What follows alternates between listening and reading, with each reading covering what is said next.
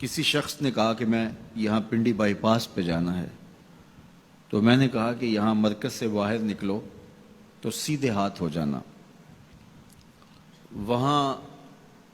آگے main road آ جائے گا تو اس سے دائیں ہو جانا،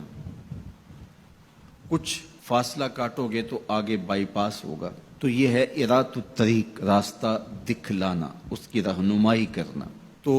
ہدایت کا ایک معنی یہ ہے رہنمائی، لیکن وضو کر کے قبلہ رو کھڑا ہو کے ہاتھ باندھ کے جب کوئی کہہ رہا ہے کہ اہدنا الصراط المستقیم، تو اس کا مفہوم ارات الطریق نہیں ہوگا، چونکہ وہ راہ دیکھ چکا ہے تو تبھی یہاں تک پہنچا ہے۔ اب اس کا دوسرا معنی ہوگا ایصال الی المطلوب، مطلوب تک پہنچنا۔ اور وہ کیسے ہے کہ کسی نے کہا کہ میں نے بائی پاس پہ جانا ہے اور آگے میں نے شہر کی طرف جانا ہے، تو میں نے اس کو کہا یہاں سے نکلو، دائیں ہو جاؤ، پھر جو ہے وہ پھر دائیں ہو جانا، پھر بائیں جانب کی ڈائریکشن لینا، پھر آگے چلے جانا تو شہر آ جائے گا۔ تو اس کو تھوڑا سا فرق لگ گیا تو وہ شہر جانے کی بجائے وہ گجرانوالہ کینٹ پہنچ جائے گا۔ ارات الطریق میں بھٹکنے کے امکان موجود ہیں، اور اگر کوئی راستے میں بھٹکانے والا کھڑا بھی ہو، ٹریفک پولیس کا وارڈن راستے میں کھڑا ہو اور اس نے وردی وہی پہنی ہوئی ہو، تو وہ کہے کہ نہیں تم ادھر جاؤ،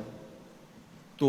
گو میں نے راستہ دکھا دیا، لیکن وہ شخص اس شخص سے دھوکہ کھا جائے گا کہ یار یہ ٹریفک پولیس کی وردی میں ہے تو یہ تو غلط نہیں بتا رہا، تو وہ اس کو کسی اور سمت گھما کے پہنچا دے گا۔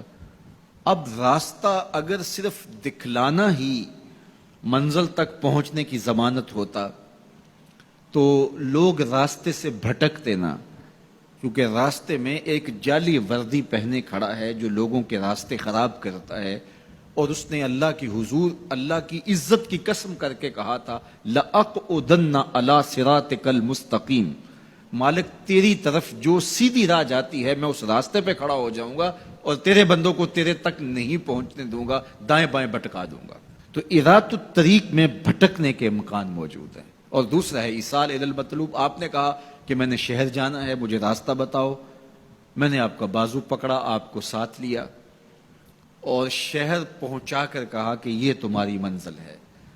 تو اس کو کہتے ہیں ایصال الی المطلوب، مقصود تک، منزل تک، مطلوب تک پہنچا دینا۔ تو اہدنا الصراط المستقیم میں بندہ اللہ سے منزل تک پہنچنے کا مطالبہ کرتا ہے، راستہ دیکھ چکا ہے لیکن پھر بھی کہتا ہے مالک میں چلوں گا تو شیطان راستے میں کھڑا ہے، میری راہ مار دے گا، تو کرم کر، دستے کرم بڑھا اور مجھے منزل تک پہنچا دے۔ اور جب وہ دستے کرم اور رحمت برا ہاتھ دیتا ہے تو پھر منزل تک پہنچنے میں دیر نہیں لگتی۔ از خود کوئی جتنا مرضی سفر کرے منزل نصیب نہیں ہو سکتی جب تک اس کی کرم نوازی نہ ہو۔ بہلول دانا دریائے دجلہ کے کنارے پہ گھوم رہا تھا کہ ہارون الرشید نے کہا کہ اس کو میرے تک پہنچایا جائے، تو اوپر والوں نے کمند نیچے پھینکی اور نیچے والے خدام نے اس کو پکڑ کے اس کمند میں بٹھایا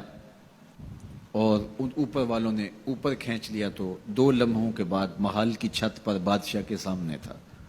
تو بہلول کو ہارون الرشید نے پوچھا بہلول بتاؤ خدا تک کیسے پہنچے ہو؟ تو بہلول نے مسکرا کے کہا بادشاہ جیسے آپ تک پہنچا ہو۔ کہا بات سمجھ نہیں آئی۔ کہا میں خود آنا چاہتا تو کئی واسطوں سے گزر کے دیوان خانے میں پہنچتا، پھر درخواست جمع کرواتا، اور پھر آپ تک کئی واسطوں سے وہ درخواست پہنچتی، پھر آپ وقت دیتے، جو وقت آپ نے دیا ہوتا، ہو سکتا ہے آپ کے کوئی شاہی مہمان آ جائیں اور کسی ملک کا کوئی سفیر آ جائے اسی تاریخ کو، تو میری ملاقات منسوخ ہو جاتی، میں چاہتا تو مہینے سال لگ جاتے، ملاقات ہوتی نہ ہوتی، اور جب آپ نے چاہا ہے تو 2 گھڑیاں بھی نہیں لگی۔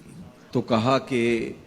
ارات الطریق نہیں، راستہ تو دیکھا ہوا ہے، سجھائی دے رہا ہے، لیکن کہیں شیطان راستے میں ہماری راہ نہ مار دے، ہم خود تھک کے نہ بیٹھ جائیں اور راستے کی پیچیدگیاں ہمیں کہیں کسی اور سمت نہ لے جائیں، تو مالک کرم فرما، دستے کرم بڑھا اور ہمیں منزل تک پہنچا دے۔ تو جب یوں سوال کیا تو جواب کیا آیا؟ صراط الذین انعمت علیہم۔ تو یہ سائل کے سوال کے اندر ہی جواب ہے، فوراً اس کے لبوں پہ یہ سوال جاری کر دیا گیا جس میں جواب ہے، مالک ان لوگوں کے راستے پہ چلا جن پر تیرا انعام ہوا۔